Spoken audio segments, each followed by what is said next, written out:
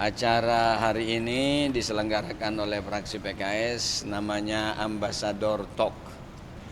Ini merupakan program utama dari fraksi PKS, mengundang duta-duta besar negara-negara sahabat untuk berbicara salah satu tema yang lagi hangat. Sebelumnya kita pernah mengundang Dubes Uni Eropa, Dubes Inggris, Dubes negara-negara lain dalam tema yang berbeda. Hari ini kita undang Dubes negara Afrika Selatan, Dubes negara Armenia, dan beberapa negara sebenarnya, tetapi yang bisa hadir itu dari Afrika Selatan. Kenapa Afrika Selatan?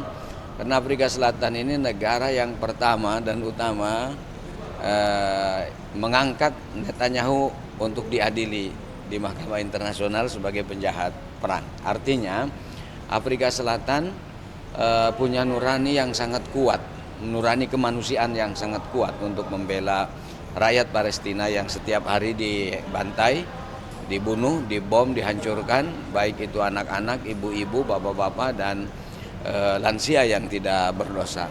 Begitu pula Armenia belum lama. Kemudian juga beberapa Eropa Timur. Kenapa kita undang ini?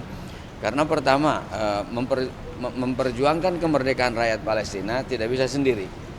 Indonesia, tentu fraksi PKS mengapresiasi bagaimana sikap Indonesia yang dicerminkan oleh Ibu Menteri Luar Negeri Indonesia tentang sikap-sikapnya terhadap dukungan untuk kemerdekaan rakyat Palestina menjadi negara yang berdaulat dan merdeka. Yang kedua, bagi Indonesia adalah merupakan amanah konstitusi. Penjajahan di muka bumi ini harus dihapuskan. Kemudian kita juga punya hutang sejarah bahwa Palestina dulu tokoh-tokoh besarnya itu ikut mendukung kemerdekaan Indonesia dari penjajah Belanda. Dan kita bersyukur Indonesia ini termasuk satu-satunya negara, saya kira nggak terlalu banyak, meskipun sekarang sudah mulai muncul negaranya atau pemerintahnya, kemudian legislatifnya, kemudian rakyatnya itu kompak mendukung kemerdekaan Palestina menjadi sebuah negara yang merdeka dan berdaulat.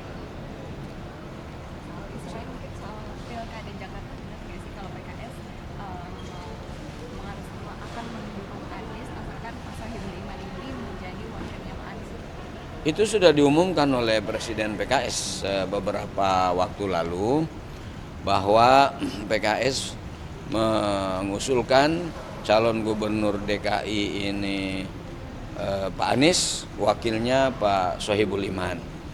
Kenapa Pak Anies? Karena Pak Anies telah sukses membangun Jakarta selama 5 tahun sebelumnya.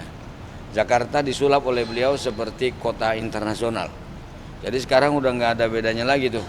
Ini Jakarta, Jalan Tamrin, Jalan Sudirman, atau ini di Singapura atau di New York atau di mana. Top. Maka kita lihat Pak Anies punya kapasitas untuk itu. Kenapa mengusulkan Pak Sohibul Iman jadi calon wakil gubernur?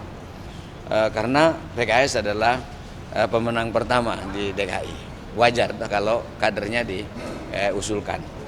Tinggal sekarang itu bagaimana cara membangun komunikasi yang baik dari PKS dengan partai-partai lain yang ada di DKI ini, dengan PKB, dengan Nasdem, dan dengan yang lainnya yang masih setuju Pak Anies sebagai calon gubernur. Komunikasi yang baik ini sangat penting karena bagaimanapun politik itu memang harus membangun komunikasi yang baik. Sejauh ini sembari komunikasi berjalan soal Anies dan Sohibul ini, duitnya udah diterima sama partai mana aja sih, Ustadz? Atau masih ada resisten? Apanya? Apakah sudah ditawarkan dengan ke partai-partai lain gitu, dan apakah memang disambut positif duitnya Anies sama Pak Sohibul? Itu saya kira yang tadi saya tekankan, PKS harus bekerja keras untuk membangun komunikasi selain Pak Aniesnya juga tentunya dengan partai-partai lain. Jadi kita masih optimis partai-partai lain, terutama yang pernah sama-sama di Pilpres, untuk sama-sama mendukung pasangan ini. Tapi politik ini kan memang selalu dinamis. Bisa saja kan istilahnya semua bisa berkembang, semua bisa berubah. Semua tidak ada yang mustahil dalam politik. Yang mustahil itu dalam agama Islam Tuhan ada dua, itu mustahil, ya kan? Tetapi harapan dan keinginan PKS yang beberapa hari diusulkan oleh oleh Pak Presiden adalah Pak Anies sebagai calon gubernur dan Pak Sohibul Iman sebagai calon wakil gubernur. Tapi saat kemarin kan PKB kan juga sempat menyarankan karena PKS sudah mengunci calon kan. Sementara ini kan di Jakarta kan belum ada yang memiliki golden ticket nih Ustadz. Sementara ini kan PKS kalau sendiri kan belum bisa ngusung. Ini apakah masih tetap mau digaspol nih pasangan Anies Sohibul Iman atau nantinya ke depan bakal... Kita akan prioritaskan komunikasi yang baik dan intensif dengan partai-partai lain. Soalnya kemarin kan kalau kata Pak Huda ini kan kalau udah ngunci calonnya akan susah untuk membangun koalisi Ustadz. Ya, pokoknya kita akan membangun komunikasi yang baik dengan partai-partai lain. Selain PKS, Pak Anies juga harus membangun komunikasi dengan partai-partai. Kalau akhirnya deadlock Pak dengan... Ya, nggak ada, nanti belum. Jangan bicara deadlock dulu. Sekarang masih komunikasi. Deadlock itu nanti kalau udah deadlock baru kita bicara deadlock. Ini nggak ada deadlock. Mana ada politik itu deadlock? Nggak ada, dinamis saja terus. Artinya antisipasi itu sudah... Oh, sudah kita siapkan. Kalau politik itu kan nggak boleh nggak ada antisipasi. Antisipasi selalu ada.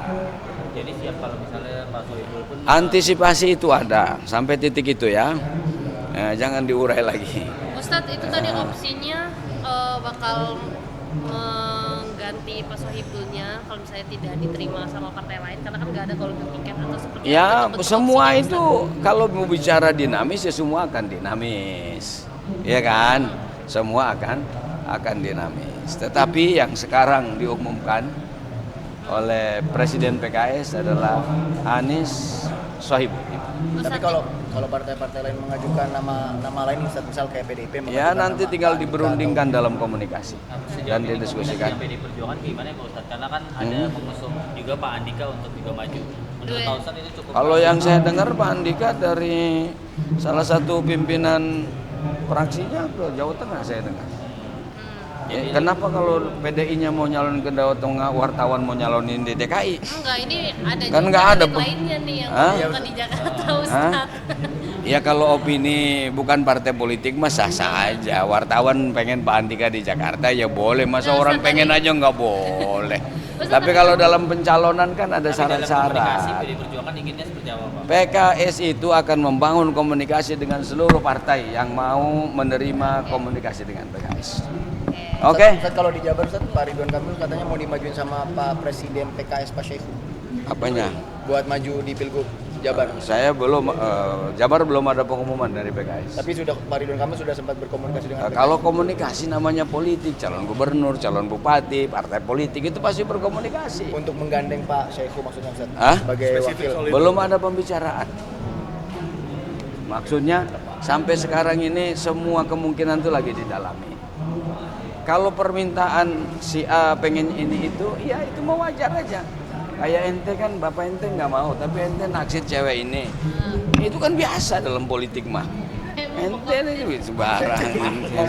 Jangan cuman politik aja ente. Ya kan? Survei dulu ya Pak. Itu nih. Siap. Baru nyaho ente dibalik ya. Siap. Makasih.